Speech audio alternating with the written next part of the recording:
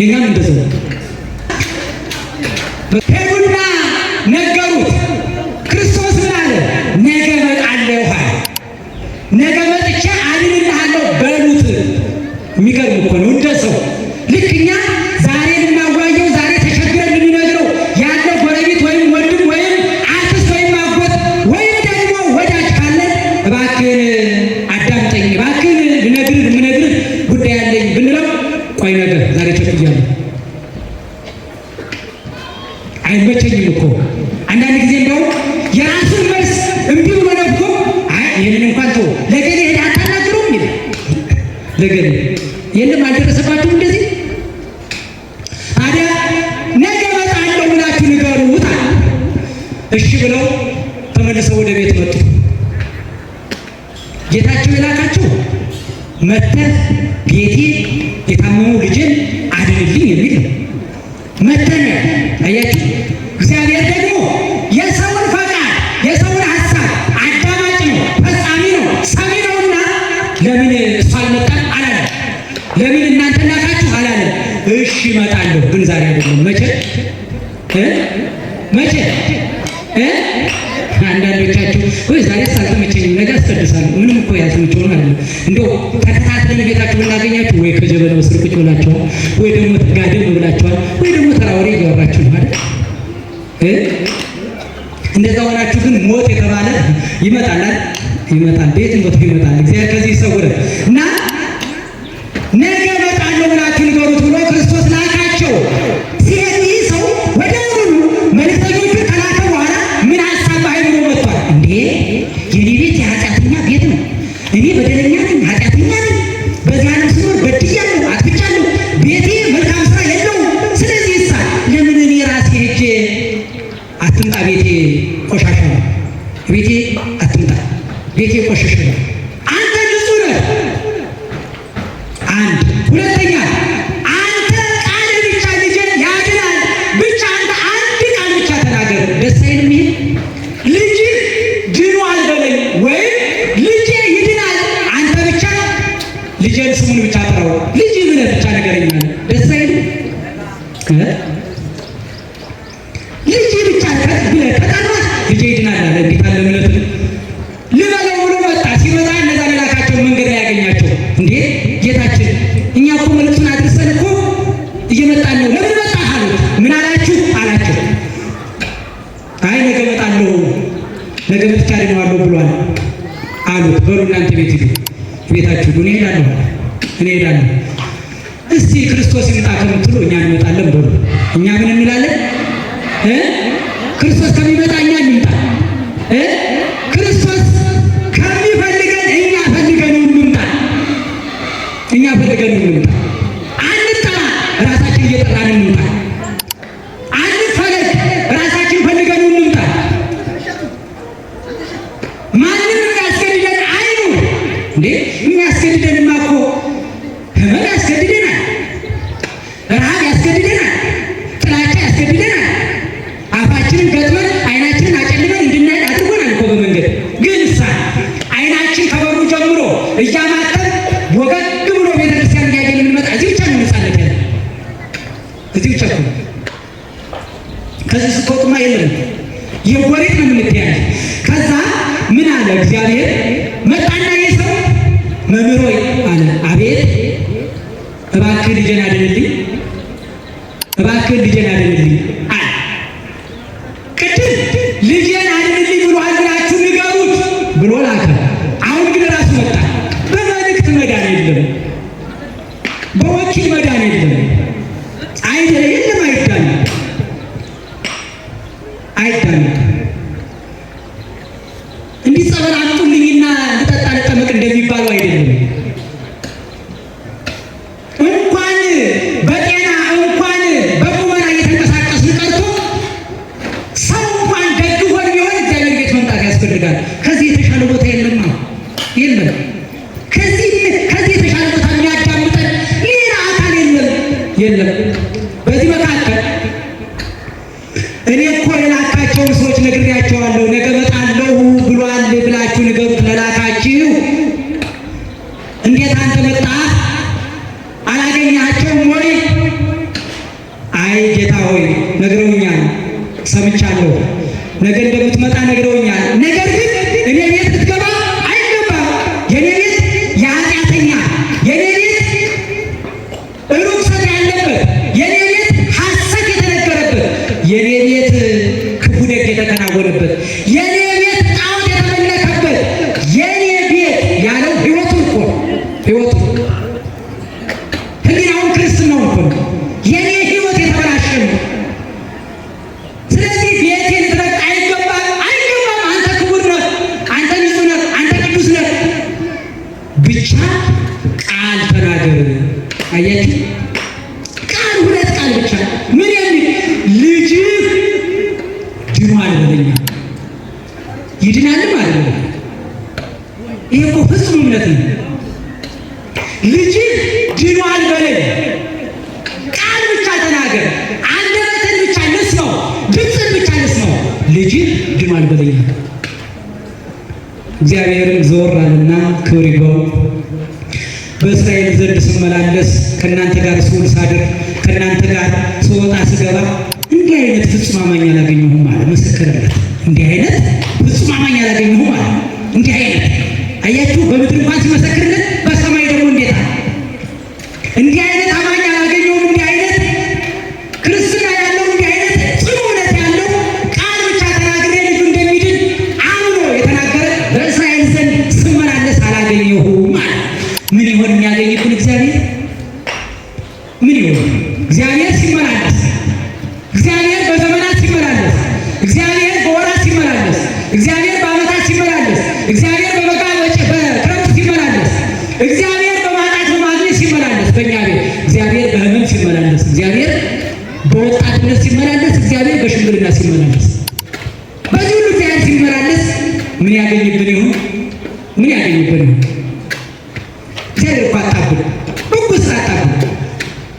እናስቀድሳለን፣ እንጸልያለን፣ እንለምናለን፣ እንጮኻለን፣ እናለቅሳለን፣ እንማራለን፣ ምህላ እናደርሳለን። ግን የዘጋብን ነገር አለ፣ የታገደብን ነገር አለ። በኢትዮጵያ ኦርቶዶክስ ተዋሕዶ ቤተክርስቲያን እኮ አንዱ እግዚአብሔር አንዲት ቤተክርስቲያን ላይ ብቻ የሚገለገለው የሚቀድሰው ቅዳሴ የሚለመነው ልመና ይበቃ ነበር እኮ ለዓለም ይበቃ ነበር። አሁን በዕለተ እሑድ ጠዋት ዙሪያውን ባሉ ቤተክርስቲያን ስፒከር እንሰማለን፣ ድምፅ እንሰማለን፣ ወንጌል ይነገራል፣ ሁሉም ተሰብስቧል። እዛ ግን መልስ የለም። ለምን? እንደዚህ ቃል ብቻ ተናገር ልጅህ ድኗል በለኝ እንደሚለው ክርስቲያን ንጹሕ ታማኝ አማኝ እምነት ስለሌለን መልሱ የለም። አገልግሎቱ የመሙያ ብቻ ስለሆነ፣ ጩኸቱ የመሙያ ብቻ ስለሆነ፣ ከኛም ለእንጀራ ብቻ ስለሆነ፣ ከእናንተ ለወሬ ብቻ ስለሆነ፣ ከኛም ከእናንተም እኮ ነው፣ ከአስተማሪው ከተማሪው፣ ከአገልጋዩ ከተገልጋዩ፣ ከካህኑ ከምዕመኑ ለእንጀራ ብቻ ስለሆነ አልተሰማልንም፣ ጸሎታችን አልተደመጠልንም። ቢደመጥም አኖረው እንደ አባቶቻችን እንደና አቡነ ተክለ ሃይማኖት ሰይጣን ይገዛልን ነበረ፣ አጋንንት ከኛ ይሸሹ ነበረ፣ ጣዖታት ተሰባብረው ይወድቁ ነበረ፣ ነገሥታት ያከብሩን ይፈሩን ነበረ፣ ባለስልጣኖች ዝቅ ብለው በእግዚአብሔር ቃል ይረዱ፣ በእግዚአብሔር ቃል ይተዳደሩ ነበረ።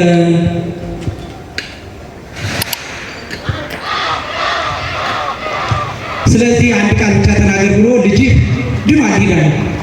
እግዚአብሔር አምላካችን ድናችኋል ብሎ ይላክን ወደ ቤታችን። ምን ብሎ ድናችኋል፣ ሸክማችሁ ወርዷል፣ ጭንቀታችሁ ተወግዷል፣ ይቅር ብያችኋለሁ ብሎ እንዲልከን መልካም ፈቃዱ ይሆንልን። ስለዚህ ልጅ ድኗል፣ ሂድ መሰከረበት፣ አስመሰከረበት፣ መሰከረለት።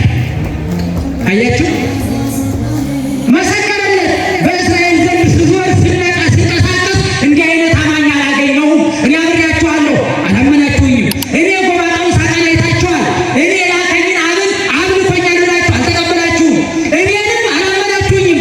ቢያንስ እንኳን በስራዬ መኑ ብዬ ነበረ፣ በስራዬም አላመናችሁም።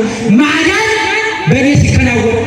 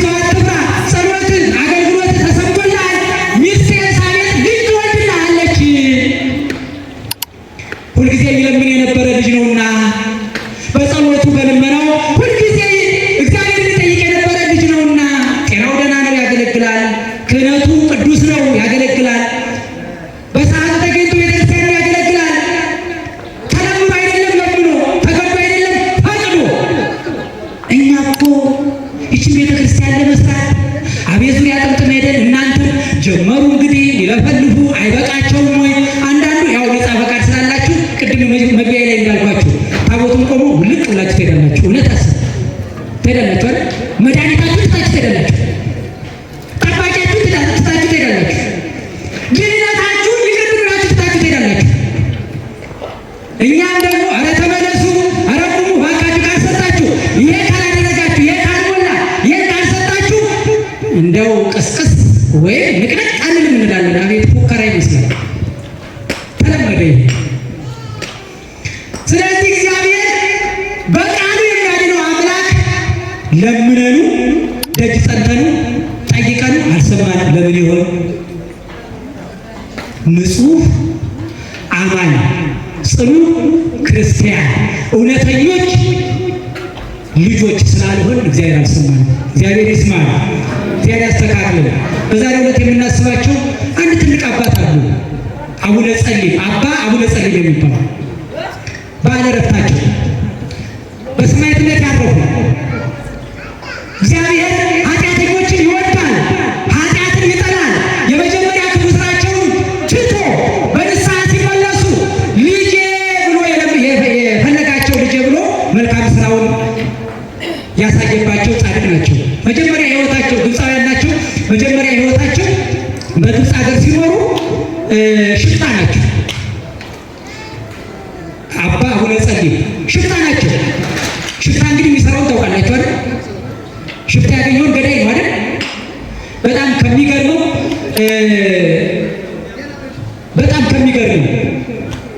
የሚመገቡት ምግብ በዚህ በምድራዊ ሰው በእውነት የሚገለጽ አይደለም። አንድ በግ አንድ ጊዜ የሚበሉ ወይም ምሳ ወይም ቁርስ፣ አንድ ማሰሮ የወይን ጠጅ አንድ ጊዜ የሚጠጡ ታሪካቸው ይህን ይናገራል። እና በዚህ ኃጢአት ውስጥ ይኖራሉ። እየዘረፉ እየሰረቁ እግዚአብሔርን እያስቀየሙ አባቶችን እያሳደዱ የሚኖሩ አባት የተባሉት በኋላ ነው። ሽፍታ ነበሩ። ምን ያመልኩ ነበረ? ፀሐይን ያመልኩ ነበረ። ፀሐይን ከሚያመልኩ ሰዎች ቅድም ጻድቁ አባታችን አቡነ ተክለ ሃይማኖት ጣዖታትን ሲያመልኩ አይደለም እንዴ በግና ፍየል ወይም ደግሞ ደም አይደለም የኔ አምላክ የሚፈልገው ንጹህ ሕሊናችሁ፣ ንጹህ ልቡናችሁ፣ ንጹህ ክርስትናችሁን ይዛችሁ ብትቀርቡ እግዚአብሔር የሚያቀርቡልኝ ስጡኝ አይልም። የእናንተ ጣዖት ግን በግ ታድርጉለታላችሁ። ለምን? እነሱ ማምኑ ተቀብለውታል። ደም ባናፈስለት፣ ፍየል ባናርድለት፣ ከብት ባናርድለት ገንዘባችንንም ልጆቻችንንም አዝመራችንንም ሰብሎቻችንን ያጠፋብናል። የሚያጠፋ አምላክ አለ እንዴ? የሚያድን እንጂ የሚያጠፋልን የሚገድላለን እንዴ? አዎ አይደለም አሉ ጻድቁ አባታችን አቡነ ተክለ ሃይማኖት። አይደለም የኛ አምላክ ሰማዩን ከፍቶ ዝናብን አዝንቦ የኔና የእናንተ ፈጣሪ እህሉን ሰብሉን በራሱ ጥበቃ ጠብቆ ለእናንተ ሰጥቶ ደስ ብሏችሁ እንድታመሰግኑ የሚያደርግ እንጂ የሚያጠፋ አይደለም። በረድና አንበጣ ኩኩባ እንኳን ቢመጣ ብትለምኑት የሚሰማችሁ ነው። ግን እናንተ የምታመልኩት ጣዖት ስጡኝ የሚል ነው። ልስጣችሁ አይልም። የሚቀማ ነው፣ አይሰጥም። የሚወስድ ነው፣ አይመልስም።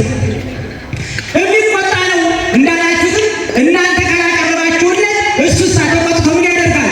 አዝመራችሁን ያጠፋል፣ ልጆቻችሁን ይገድላል፣ በሽታም ያወርድባቸዋል። እግዚአብሔር ግን ከበሽታ የሚያድን ነው አላቸው። ቅድም በገርቡ ሰምታችኋል። እና አቡነ ጸሊም የተባሉት ጥቁር ማለት ነው። ጨለመ ጥቁር ማለት ነው። ከለራቸው ቆዳቸው ጨለማ ነው። ጥቁር ነው። ሰው ፊት መቆም አይችሉም። ያስፈራሉ፣ ያስደነግጣሉ። ጥቁረታቸው ያንን ያክል ነው። ግን ብርሃን የሆነችውን ፀሐይን ያመልካሉ። ብርሃን የሆነችው ፀሐይን የሚያመልኩትን ሰዎች ያግዛሉ፣ ይረዳሉ። በዛ መካከል እንዲህ የሆኑ ሳለ ከዕለታት አንድ ቀን በዓይኗቸው ወይም በጆሯቸው ምን ሰሙ?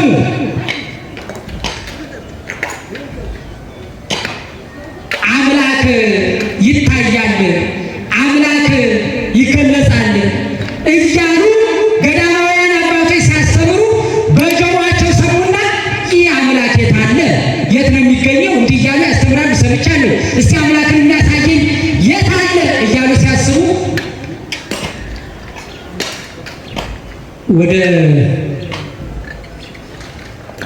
አባ ኤስድሮስ የሚባል የገዳም አባት መሪ የሆነ ወደዛ ይልኳቸዋል። እኒህ አባ ጸሊም የተባሉ ሰው ያስፈራሉ። ሽታናቸው ስመጥር ናቸው። አገሩ ስማቸው ሲጠራ እንኳን ሰው ይንቀጠቀጣል። ከዛ በቀጥታ ሰይፋቸውን ይዘው አምላክ አለ እያሉ ነው ያሳዩኛል። ይታያል ብለዋል። የሚያሳዩኝ ከሆነ ከእነሱ ጋር እኖራለሁ፣ ግን ውሸት ከሆነ እነሱንም በሰይፍ ቆራርጣቸዋለሁ ብለው በሁለት ሀሳብ ሄዱ። እናንተ አሁን ጸበል ስትሄዱ እድናለሁ አልድንም ወይ አይድነኝ ይሆን እያላችሁ ነው የምትሄዱ ወይስ ኧረ እድናለሁ እያላችሁ ነው የምትሄዱ? የዮሐንስ ጸበል ያድነኛል፣ የመጥምቁ የቅዱስ ዮሐንስ ጸበል ይፈውሰኛል እያላችሁ የምትሄዱ ከሆነ ገና ድህነታችሁ ከዛ ከመንገድ ነው የሚጀምረው፣ ከቤታችሁ ነው የሚጀምረው። ግን መላምት እየሆነ ከሄዳችሁ አይሆንም። ታዲያ መላምት ይዘው ሄዱ። ሲሄዱ አባ ኤስድሮስ የሚባለውን የገዳሙን አበምኔት አገኙ። አገኙና ጠየቁት። ገና መጣ አባ ጸሊም መጣ ሲባል የገዳም አበምኔት አባ ኤስድሮስ ፈሩ፣ ደነገጡ፣ ተንቀጠቀጡ። እኔን ይገለኛል፣ ስጋ አስፈሪ እኮ ነው፣ ስጋ ፈሪ ነው፣ ከባድ ነው። ተንቀጠቀጡና አይ የለም ይህንስ የሚያሳይህ እኔ ሳልሆን አባ መቃርስ የሚባሉ ከኔ የተሻሉ አባት አሉና እስቲ እዛ ሄድ። ወደዛ ላኩት።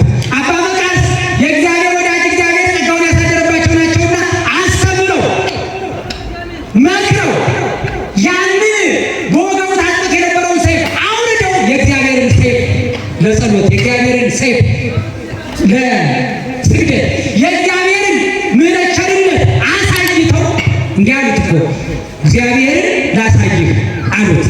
እንዴት አድርገው ያሳዩኛል አባቴ አላቸው። እዚህ ያመጣህ ማን ነው አሉት። እኔ እንጃ ሳይናት ያመጣችው ወይስ የታጠቀው ሰይፍ ነው ያመጣህ ወይስ የቁመን አካልን ያመጣህ? አይደለም፣ እግዚአብሔር ነው ያመጣህ። እግዚአብሔር መራ እንድትመለስ እንድትድን ጠፍተህ እንዳትቀር ጠራ። ኃጢአተኞችን እግዚአብሔር ምን ይላሉ? ኃጢአተኞችን ምን ይላል? ይጠራል፣ ይወዳል፣ ያቀርባል ኃጢአተኞችን። ታዲያ ከዛ ከመጥፎ ስራ ሁሉ እግዚአብሔር ለይቶ በጎ ስራ እንድትሰራ ጠራህ ብለው አባ መቃርስ አስተማሩት። የእግዚአብሔር መንፈስ ያደረባቸው የእግዚአብሔር መንፈስ በእነሱ ላይ ያደረ አባቶች አገልግሎታቸው ሁሉ ወደ ሕዝብ ይሄዳል። ወደ ማን ይሄዳል? ወደ ሕዝብ ይሄዳል። ፈውሳቸው ወደ ሕዝብ ይሄዳል። ጸጋቸው ወደ ሰው ይሄዳል፣ ወደ ሕዝብ ይሄዳል። እኛ እኮ አሁን የእኛ አገልግሎት፣ የእኛ ክብር፣ የእኛ ጸጋ ወደ እናንተ አልመጣ ያለ አልወርድ ያለ እኛ ንጹህ ስላልሆን ነው። እኛ ትክክለኛ ስላልሆን ነው። ራስን ነው መኮንን፣ ራስን ነው መጠየቅ። የእናንተ ልመና ጸሎት አልሰማ ያለ ንጹህ ስላልሆናችሁ ነው። ቀን አይደላችሁ፣ ጠማማዎች ናችሁ። አመስግኑ በሄደው አንደበታችሁ፣ በሩን ስትወጡ ታሙበታላችሁ። ሁለት ሀሳብ ይወጣል፣ ሁለት ንግግር ይወጣል ከአንደበታችሁ። ሁለት ንግግር፣ በዚህ ትመርቃላችሁ፣ በዛ ትራገማላችሁ።